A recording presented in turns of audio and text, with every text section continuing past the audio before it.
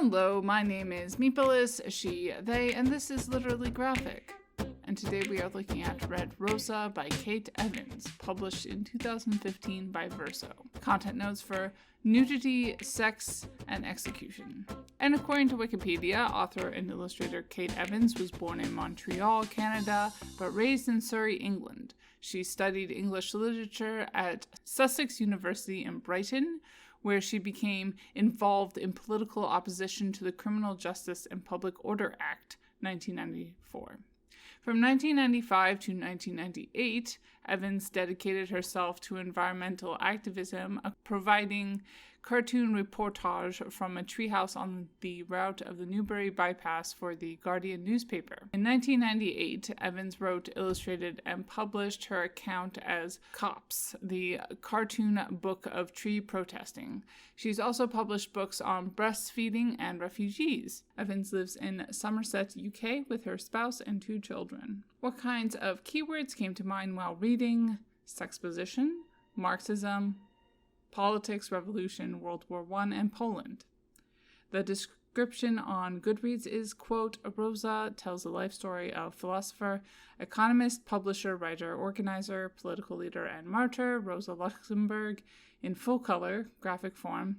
The story follows Rosa from her family life in Jewish Poland, where she became the leader of a general strike at age 15 and was exiled from her homeland at 18, to immersion in the then largest radical party in the world, the German Social Democratic Party, to her founding of the German Communist Party and leadership of the German Revolution of 1919. This beautifully drawn graphic life gives a Red Rosa her due as an iconic radical, but also portrays a fascinating woman with a rich love life, struggling with physical disability, and an abiding love of literature and theater. Rosa will contribute to the growing understanding of one of the 20th century's greatest revolutionaries. End quote. As far as the writing and the art goes, while there are many things to like, I found the pages a bit too wordy. The font also felt a bit needlessly complicated, but otherwise the style of both the art and writing were good.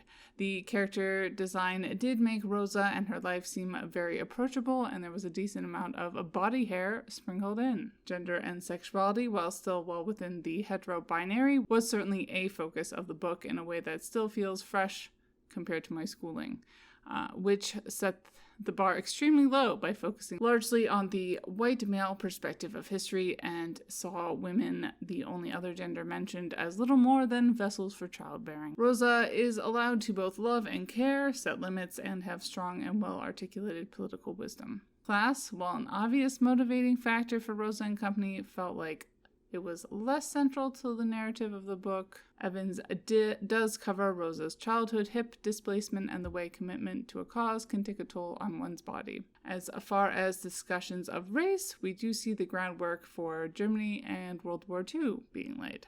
Zooming out a little bit, I would note that the book does include extensive notes, which is always a good thing in my humble opinion. Plus a conclusion that loosely ties Rosa to all the things that were going on at the time of the book's publication, which is also something I appreciate. Nothing is worse, obviously, than the book pretending all our political problems are in the past. While I had gone back and forth on actually ever reading this book, I am glad a friend insisted and even went so far as to lend me their copy. If you haven't already, I would encourage you to pick up this and Dangerous Woman, a similar profile of Emma Goldman, 4 out of 5 stars. Bye y'all, keep reading and resist white supremacy. And as always, Literally Graphic is created on land that should be given back to the traditional landholders, which in this case is, to my knowledge, the Mississaugas of the Credit First Nation, Anishinaabe people, the Haudenosaunee Confederacy, and the Huron-Wendat Nation.